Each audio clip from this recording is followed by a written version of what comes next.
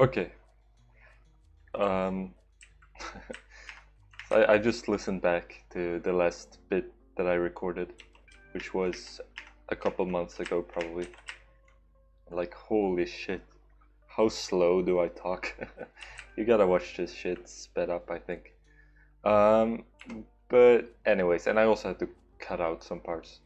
Um, but yeah, I'm gonna go to the bad house now.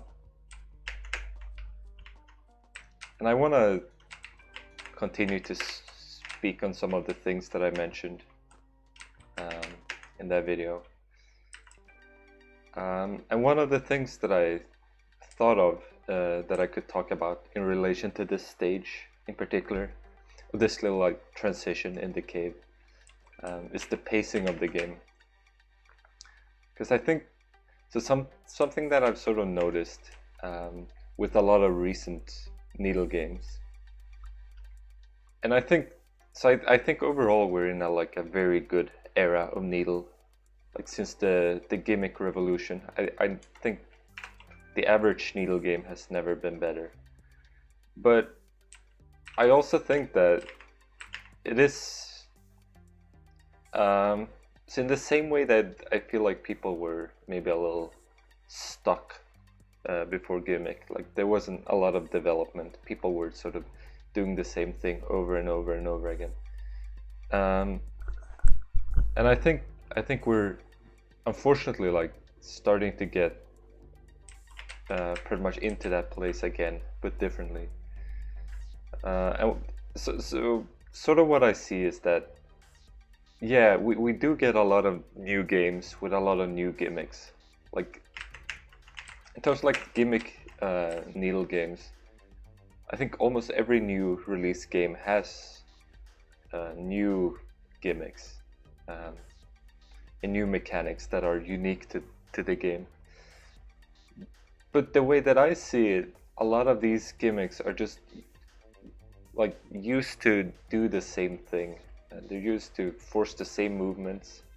They're used to extend like long sequences of airtime, um, and they're often just like variations of things we have seen already. So like, oh, what if I combine a platform with a vine or something? I don't know. Which is like, I mean, it's pretty much what I've done with this game too. Uh, what I think I did or have done a little bit differently is that I at least tried to use the gimmicks that I've introduced in a larger variety of ways.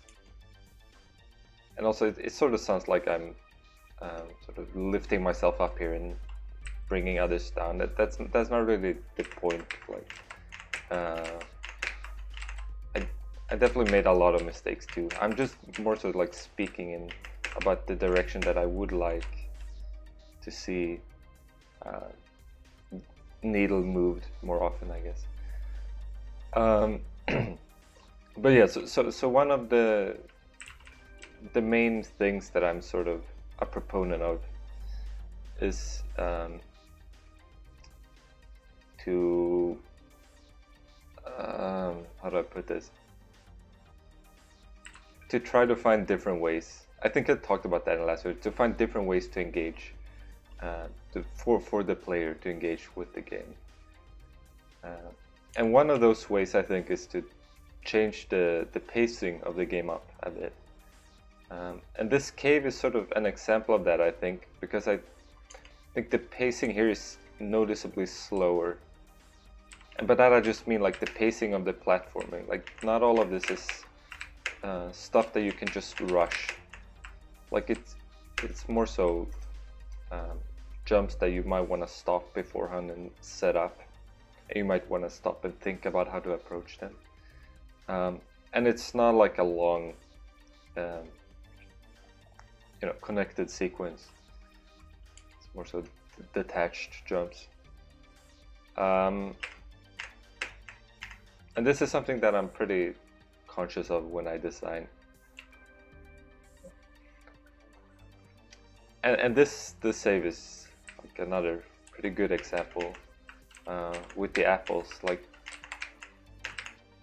I'm definitely like trying to make a different type of jump that can only be, or a different kind of gameplay, I guess, that can only be achieved when you have moving objects. And this room was, I would say, very heavily inspired by the game Char, which I think that game is like one of my biggest inspirations. I think it was way ahead of its time. It's a very old fan game, but it did a lot of things that like no subsequent game for many years would do. And I think one of the things that it was maybe the first game to do is to use moving objects, and usually apples, to use them in a way that creates new jumps. And the sort of the difference between how older games used them was that in older games they were usually moving obstacle usually just forced the player to do something with a certain timing, or they were sort of just there. Like if you think of, I mean, this is not a fan game example, but if you think of Super Mario, and maybe especially like the older Super Mario games, like the first Super Mario Bros. Like if you think of how the Goombas are implemented in that game, they're just sort of there, like they're walking around. They're obstacles, and you know, maybe in like some of the later worlds, like the Goombas and Koopas actually start presenting a challenge. But they're sort of just stacked on top of a platforming that is already there. And I think this is like largely the case for moving objects in fan games. It's usually how they're implemented. But what Char did, like this is a jump that you can't force this jump without having some kind of trigger or moving something that moves.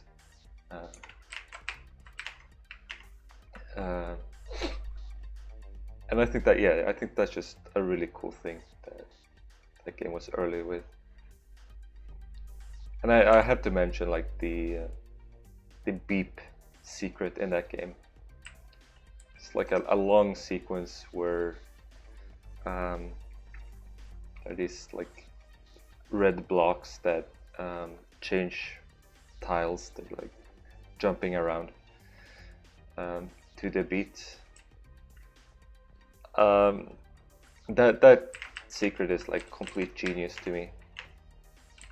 That's a huge inspiration. I just wanted to mention that. Okay. And then you get here, and this is like a further example. Like again, I think like I'm not trying to make some, you know, swoosh, like, oh, you go, you know, left weave right, hit a platform, like keep extending your jump. Like I'm very deliberately trying to slow the tempo down, try a different pace of gameplay. And this is like also very intentionally silly, like with the obstructed vision. So, you know, typically anything that makes it harder to see what you're meant to do is gonna be pretty annoying. But I think that the platforming here is easy enough where it doesn't matter. But again, like you have to stop here and like you have to think, oh wait, where are the spikes? And you can't like really know where the spikes are, but you can make a qualified guess. But yeah, it's like the same thing. You know, this is sort of like a gimmick that I'm introducing. But I'm not. I'm trying to use it to do something slightly different. Like if only for the sake of having more variety and like having this screen stick out a little bit. I also find that this last jump I find pretty funny. This is like me having a conversation with the player. Like there's no way to tell where the spikes would be if they're behind here somewhere. But of course there are no spikes here. It's like I'm asking the player, like, do you trust me? And I guess some do, some don't. But I enjoy that sort of stuff. This is again like it's sort of on the same theme. I'm using you know, a very traditional gimmick like moving apples, but I'm obviously like the screen is pretty distinct. It's doing something that's not really done anywhere else in the game. So both like in terms of the concept of the screen where you constantly have to move and like avoid these, but also in the jumps. I feel like some of these jumps might feel sort of different from any jumps you see elsewhere. I haven't played Fangames in a very long time. I'm not gonna attempt to do any of this. And yeah, this is just a continuation. This save I think is also a little different because some of the jumps are much preciser than the typical jumps in this game. That one specifically. This one too. So again, it's a change of pace. It's something that makes this area, I think, stick out at least a little bit, and it hopefully engages the player a bit more. Instead of like every screen feeling like variations of the same thing, which I feel like some recent Needle games, and, you know, well, like a good example would be the game Save My Boy, which is a game that I like would always sing high praises for because I think it has like maybe the best needle design, like the best consistent needle design of any fan game that I've seen. But the big problem, and I touched on this in a review I did for that game, big problem for me is that it's doing the same thing just over and over and over again, and eventually you sort of just start playing on autopilot because you're not seeing new things, and it's like enjoyable on a very base level. Like it feels good moving, it feels really good, but it also ends up being forgettable because you're not like presented with a reason to sort of activate your brain and try to process something new. Anyways, so I'm not sure what I want to say about this. I had like some stuff prepared before, but I feel like that was a little a little cheesy maybe. So I'll refrain from talking about that. But I think one of the things that I do want to mention here is that I'm very happy with the reception that this screen had, because I think it would have been very easy for a lot of people to just dismiss this. And some people did dismiss it, but I think most people didn't. Like they sort of accepted it on some level that like, okay, here's this long screen that could very easily be perceived as boring. It's just a long auto scroller, and you know, someone could have said like, oh well, this is too artsy, this is like trying to be weird just for the sake of being weird, stuff like that, which are criticisms that we do see from time to time in various mediums. But I feel like I've like barely heard any of that sort of stuff. Mostly like I've heard positive things, like people actually like this stuff. I guess it's become like a bit of a meme for some people, and that's also okay. Obviously, I never intended for this to be some kind of a joke. Like for me, this is pretty serious, I guess, in a way. But it's also something that I just like for what it is. Like it's not necessarily some artistic statement or something. I just sort of I enjoy doing this, like listening to this music and slowly going across here. But yeah, I think I will leave it at that, um, and not necessarily talk about why I made it or what it represents for me. I I could say, I mean, a little vaguely.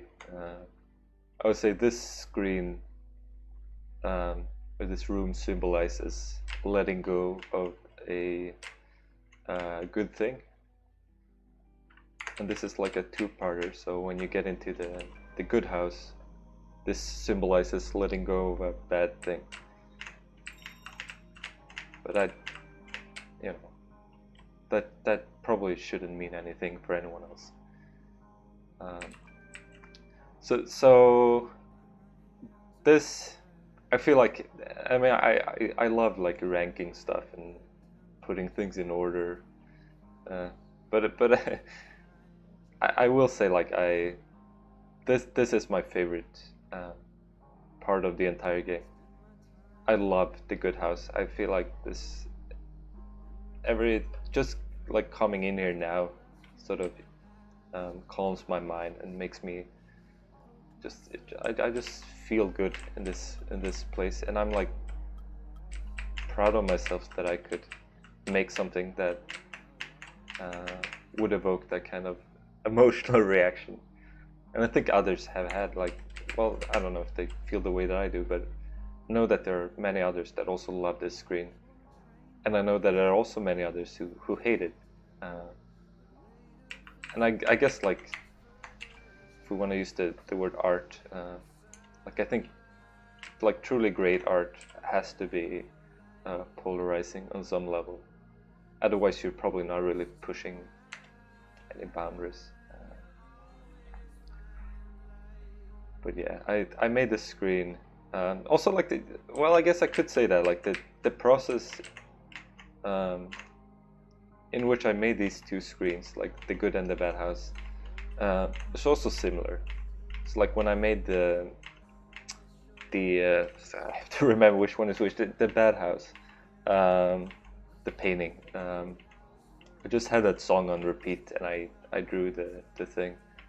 And very similar, like when I made the good house, I just had this song on, like one of my favorite songs of all time, "Good House" by Deacon, from a lovely album or EP called Sleep Cycles. You should, if you like this song, absolutely listen to that. It's wonderful. I just had this song on repeat, and I just made it. Like a very was cathartic way. I don't know, but it's like it almost just made itself.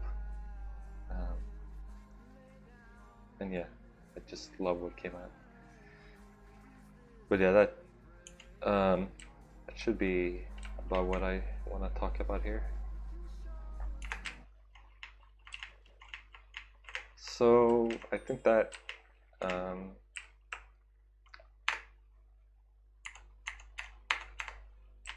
that concludes this video.